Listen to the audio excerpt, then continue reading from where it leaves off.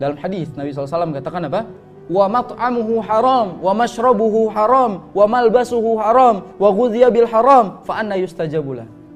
Makanan dia haram, minuman dia haram, pakaian dia haram, dia biasa kenyang dengan yang haram. Gimana doanya mau dikabulin, kata Allah SWT. Jadi doa kita nggak dikabul-kabulin. Cek dari mana kita mendapatkan harta itu dan kemana kita keluarkan harta tersebut.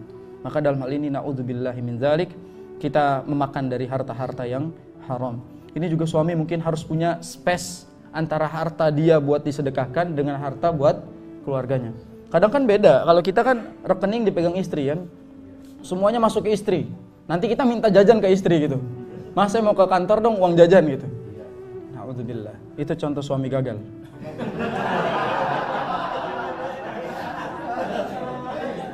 Saya lagi tuh Ustadz gitu. Kenapa saya katakan gagal? Karena dia tidak tahu bagaimana caranya mengelola uangnya.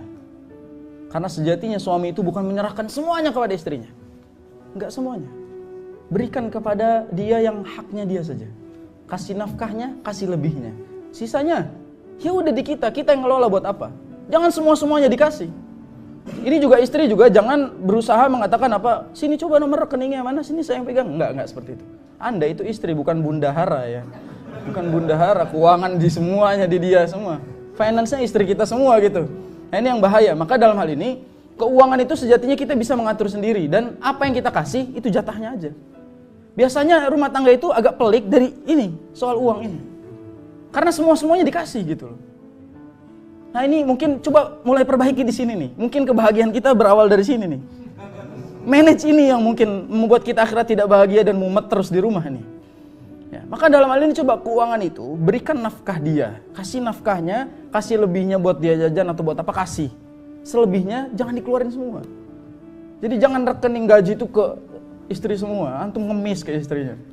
Laki-laki ngasih bukan ngemis. Laki-laki itu memberikan nafkah, bukan meminta nafkah. Jangan terbalik. Na'udzubillah. Harga diri laki-laki itu, lihat ya. Allah SWT mengatakan dalam surat An-Nisa, Ar-rijalu qawwamuna 'alan nisa.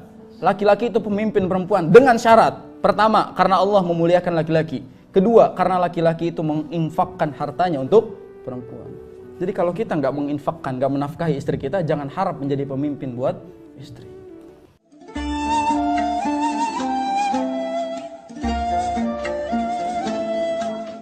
Jadi jangan harap kalau misalnya istrinya yang kerja. Istrinya yang kerja, suami yang nyuci, yang menyetrika di rumah. Ini kebalikan. Tapi kalau misalnya sama-sama kerja, suami kerja, istri kerja, gaji gedean istri. Terus suami gimana? Suami tetap memberikan nafkah sesuai yang telah disepakati. Soal harta dia lebih banyak, urusan dia. Urusan dia. Kita punya istri orangnya kaya raya segala macam, kita kasih nafkah semampu kita, itu kewajiban kita. Walaupun uangnya banyakan dia, nggak ada masalah. Gak ada masalah. Yang penting nafkah kewajibannya tersampaikan. Maka dalam hal ini coba sedikit renungan mungkin buat kita sebagai suami. Jangan semua-semuanya itu diserahkan. Karena terkadang kalau sudah dikuasai, kita akan menjadi budak. Kalau semuanya sudah dipegang, kita itu gak punya apa-apa. Jadi akhirnya kita yang terinjek-injek. Sekarang kita pengen keluar rumah lah uangnya di istri gitu. Harus minta dulu, lagi berantem gimana mintanya, gitu masalahnya. Makanya kalau bisa punya 2 rekening, kan gitu. Rekening pertama itu untuk kepentingan pribadi, ya. Kepentingan kedua untuk istri. Asal apa? Takwa kepada Allah Subhanahu wa taala. Ini kuncinya. Jangan punya 10 rekening gara-gara ada cabangnya. Kan bermasalah. Ini gara-gara omongan Ustadz buka rekening semua gitu. Lah, maksudnya di sini adalah bagaimana dia mengelola apa yang dia dapatkan dan demi keselamatan kita. Karena gini, kata Nabi SAW, ujian umatku adalah fulus. Nabi SAW katakan, Inna likulli ummatin fitnatun, wa fitnatu ummati al-mal. Seluruh umat itu punya fitnah. Dan fitnah umatku, umat Nabi Muhammad adalah harta. Jadi mungkin kita sering berantem gara-gara uang. Sering berantem gara-gara harta. Nah ini yang harus kita kita buat minim hal-hal seperti ini.